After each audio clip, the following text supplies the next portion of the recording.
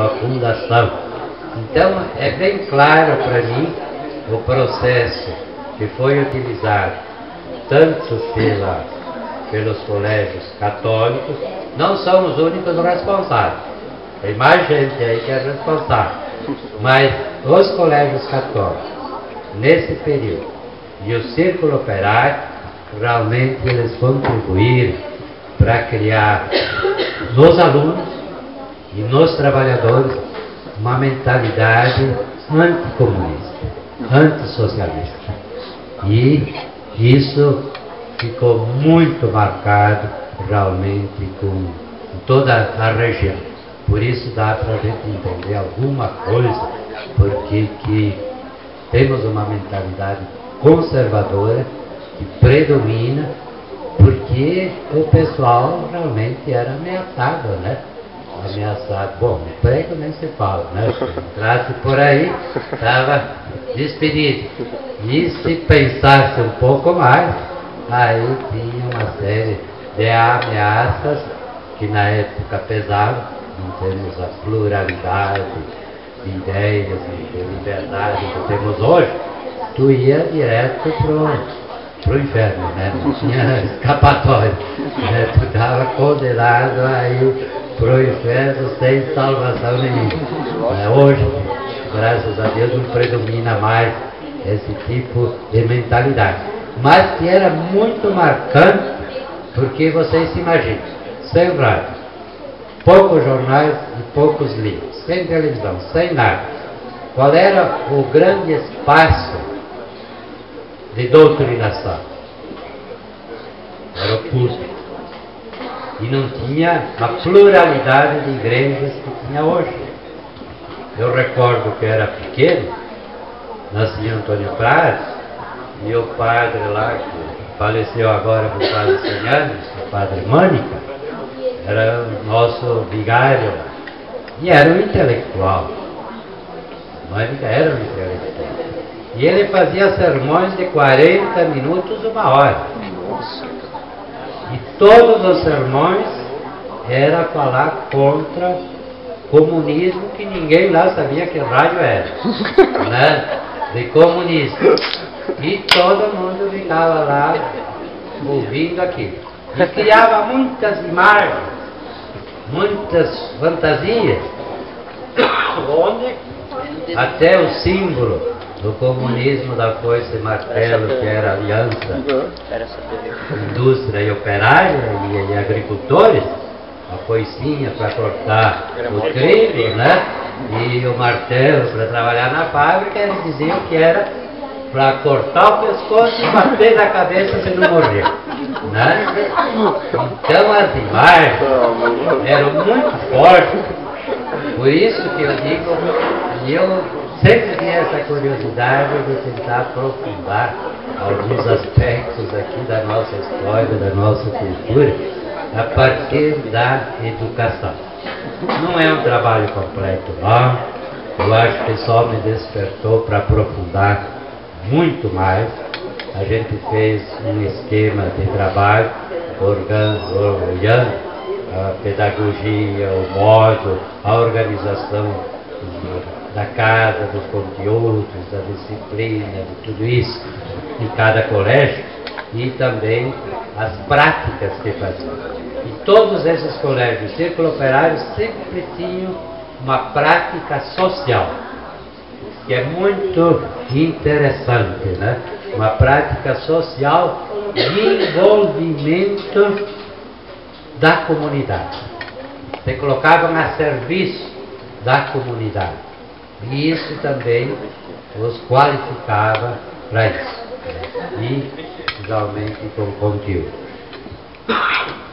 Pediu tempo, mas só colocando alguns aspectos desse trabalho que a gente tentou iniciar, mas muito mais para abrir campo de pesquisa, porque eu acho que ajuda muito a nós hoje poder compreender a formação, o jeito que foi se desenvolvendo realmente o nosso processo cultural, o nosso processo educativo e o nosso processo filosófico, porque a filosofia realmente às vezes parece que não tem finalidade, mas é que dá a base do modo de pensar, de agir, de a gente se organizar. Então, sobre o Círculo Operário, que eu consegui fazer está nessa pequena publicação que está saindo agora pela Edux, Educação e Edux, são vários artigos, que é uma síntese de alguns trabalhos que foram apresentados, e a dissertação, se alguém por acaso se interessar, a gente vai ver, porque eles recomendaram que a gente publicasse, né? Mas para publicar, a gente tem que ter tempo de refazer. Claro que a base está aqui, só que a gente teria que refazer, reescrever algumas coisas para uma publicação. Então essa é a contribuição que a gente pode dar, e talvez despertar aqui outros possam continuar realmente essas pesquisas, mas que tem muito a ver com o processo de desenvolvimento aqui em Caxias. Se tu pegar a maioria dos políticos, administradores de Caxias, passaram por esses colégios antes. Desde o Pedro Simão até o Rigoto e companhia, né? O Sartori, e tal, Vanim, né? Se tu pegar a reitoria da UFS, a maioria passou também por esses colégios aí, né? Desde o atual até os anteriores reitores, tiveram uma formação ali, uma formação consistente, não dá para negar, uma formação consistente, disciplinada e dentro de um processo, de uma visão de mundo que acho válido, mas que também nos trouxe algumas consequências que temos que trabalhar muito para poder reverter o pensamento filosófico que foi colocado. Não só Caxias, mas praticamente toda a nossa região, porque ela teve uma matriz que era o projeto de restauração católica que devia ser implantado aqui nesta região, e que tinha algumas coisas bem objetivas, bem significativas, e que fez com que nós estamos vivendo um pouco esse quadro hoje, que tem alguma coisa disso. Agradeço o tempo, a paciência de vocês. Não sei se tem alguém que quer perguntar alguma coisa, a gente puder. Dá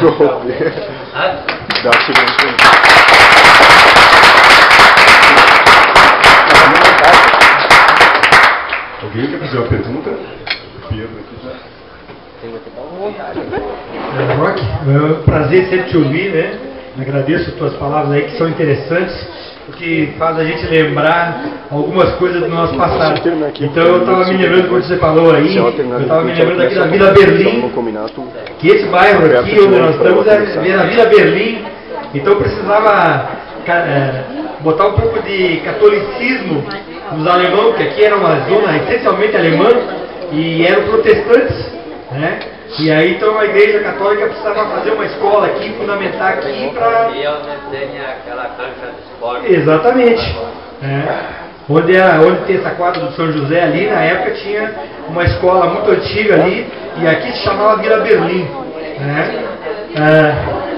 E lá embaixo, perto do Pio X, existia a escolinha Madre Felicidade. É uma escola... Era essa descrição do São José. Exatamente, era do São José. Só com relação à questão do Círculo Operário, deve ter pesquisado isso. O Círculo Operário, pelo conhecimento que a gente tem, ele é uma formação, é um processo cultural baseado em conhecimento, em teorias e processos italianos, que ele não tem me parece, pelo menos pelo que eu pude ver, uma fundamentação francesa, me parece muito mais italiana, porque ele se prosperou mais na região onde tinha italianos. Será que não? Porque hoje, por exemplo, os remanescentes do círculo operário que existem ainda seriam o de Caxias e o de Veranópolis. Como em Pelotas, Mas, aqui em São Leopoldo, se estendeu para o Brasil inteiro esse modelo. Mas me parecia assim Não que é de formação italiana, mais italiana? Não. Em 1933, em Pelotas, não, aquilo anterior era a Caixa de Mútuo Socorro, é outra coisa, nada a ver com o Círculo Operário. Era uma espécie de cooperativa que era Mútuo Socorro, vinha da história do Re d'Italia, né? Então era a Caixa de Mútuo Socorro, porque ali, talvez para entender isso, no projeto de restauração católica que se estabeleceu, os jesuítas foram que comandaram no Rio Grande do Sul esse projeto, porque como eles foram expulsos e eram cientistas, vieram para São Leopoldo e eles coordenaram essa estruturação, tanto assim que o modelo deles, para se contrapor ao modelo industrial nascente, foi o sistema de cooperativas.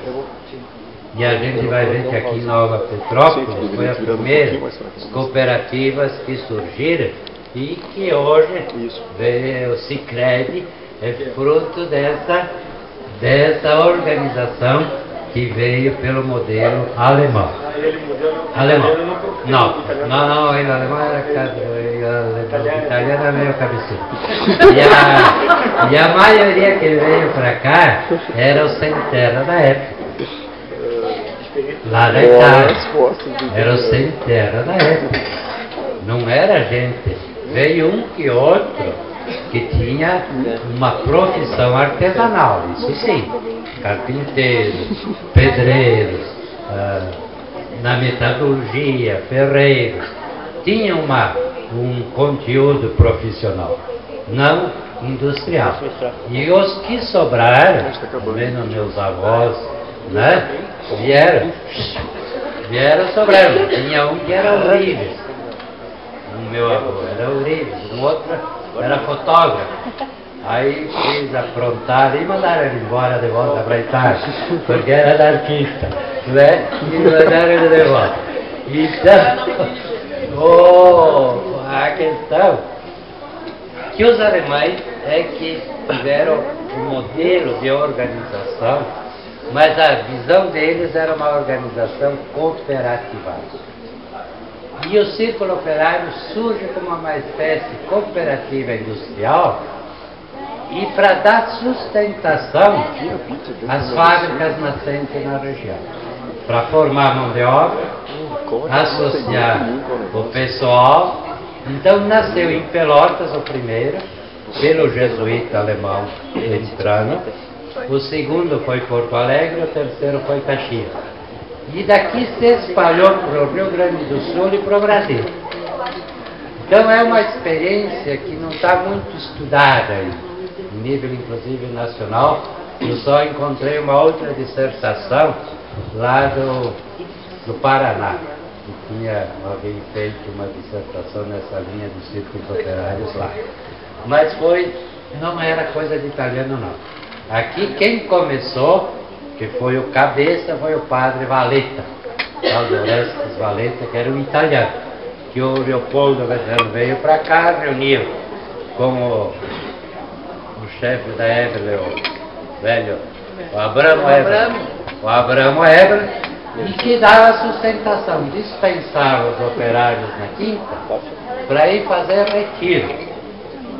Eles faziam quinta, sexta e sábado um retiro, onde tinha uma prática religiosa consistente e também um modelo anticomunismo na sua frente.